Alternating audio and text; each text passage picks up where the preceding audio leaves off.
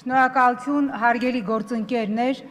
նախորդ ողջ շաբաթը մենք քննարկեցինք 2015 թվականի պետական բյուջեի կատարողականը։ Քննարկումները անցնում էին գրեթե դատարկ դահլիճներում։ Քննարկումները անցնում էին սարսափելի ձանձրալի։ Ինչու ձանձրալի, որտեղ հերթական անգամ քննարկումները հիշեցնում էին պրոֆտեխ ուսումնարանի հաշվապահական հաշվառման դասընթացներ։ Տվել են այսքան, ծախսել են այսքան։ Եվ պատճառը այն չէ, որ մեզ հետաքրքիր չէր բովանդակային քննարկումը բյուջեի կատարողականի, ավելին, մեզ հետաքրքրում էր թե բովանդակային հարցերի պատասխանները, թե բնականաբար ոլորտի քաղաքական պատասխանատուների պատասխանները, բայց քանի որ բազմաթիվ ոլորտների առաջին դեմքեր հերթական անգամ հարկ չհամարեցին ներկայանալ բյուջեի կատարողականի քննարկմանը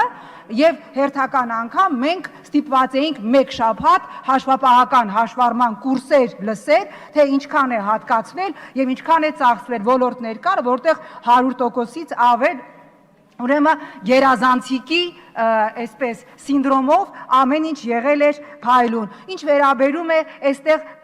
քանիցս բարձրացվող հարցին, որ այդուհանդերձ ոլորտների գերատեսչությունների ղեկավարները պիտի իրենց շատ կարևոր ժամանակից մի փոքր ժամանակ հատկացնեն եւ իրենք ներկայացնեն կատարողականը բյուջեի։ Պատճառը այն չէ, որ մենք շատ այսպես գերագույն հաճույք ենք ստանում իրենց ներկայությունից եւ անպայման կցանկանայինք իրենց տեսնել կատարողականը ներկայացնելուց։ Պարզապես բյուջեն քաղաքական փաստաթուղթ է եւ քաղաքական փաստաթուղթի կատարողականը պարտավոր են ներկայացնել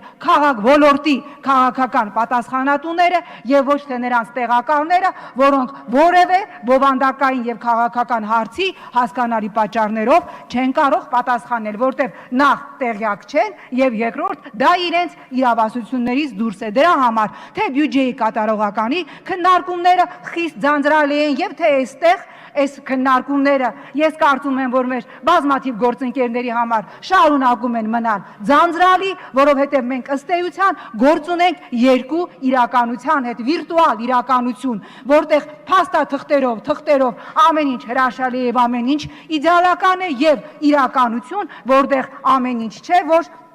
համապատասխանում է փաստաթղթային, այսպես ասենք, իդիլիային։ Ինչու չկա, այստեղ մենք խնդիրը ըստ էության մենք ինչի մասին խոսում ենք, մենք պիտի հասկանանք, որ կարևոր խնդիրը վստահությունն է։ Հիմա հայտարարվեց, ես կրկին պիտի նշեմ, սրբազան պայքար կոռուպցիայի դեմ։ Ինչի չկա ոչ քաղաքական ուժերի, ոչ էլ հանրության շրջանում վստահություն այդ պայքարի հանդեպ։ Քավլիցի թող մենք լինենք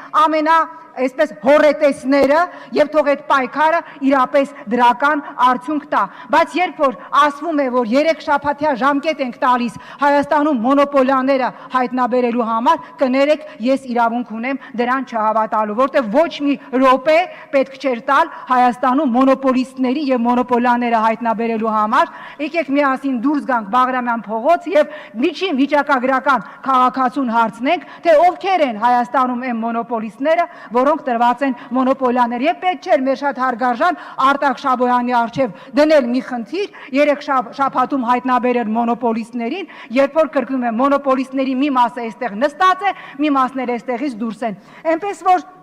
սա մեկ, որ չկա վստահություն հռչակված պայքարի